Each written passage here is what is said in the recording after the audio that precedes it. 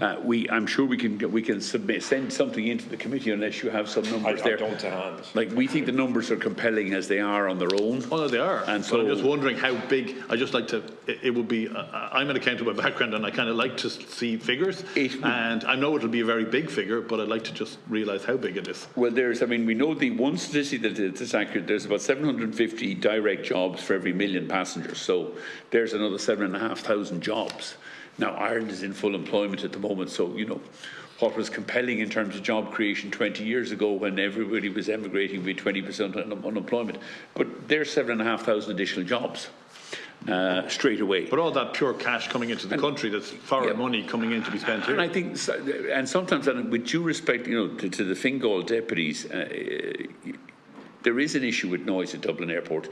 I think, and I fully agree with Deputy Smith, you know, the DA has not handled the local residents well over many years. But what is missed in sometimes when you have a debate on the airwaves here is the noise at Dublin Airport or the residents around Dublin Airport. Nobody mentions the hotels in Leinster or the hotels in the restaurants, the hotels, all the tourism jobs that are vital, that are created and sustained by bringing in these additional visitors. We cannot stop growing. Our Minister for Transport is much beloved of, you know, we need a climate solution here. Well, sorry, we need in the medium term, we need jobs, new hotels are being opened, new leisure facilities are being developed, and we need to keep growing. We are an island on the periphery of Europe. Europe loves taxing air travel. The people who suffer most in that are actually the short-haul flights to the peripheral countries of Europe: Ireland, Portugal, Spain, Italy, Greece, Malta, Cyprus. Thankfully, the Italians have now said we're vetoing any more environmental taxes. I've yet to hear the Irish government say they're going to veto any more environmental taxes on aviation.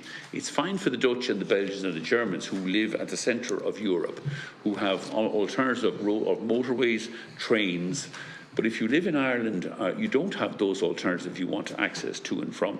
And one of our proudest associations in Ryanair, we sponsor the European Erasmus programme. We give discounted flights to about 70,000 students moving all over. And I think it's one of the great successes of Europe has been the educational programme for Erasmus students. One of the tragedies of Brexit, apart from the economic catastrophe it has been in the UK, is that English students are now cut off from Erasmus and vice versa. The way forward in Europe is low-fare air travel, encouraging our young people to travel all over Europe for leisure, but also for study, and, you know, to kind of increasingly integrate and break down barriers between the nations of Europe.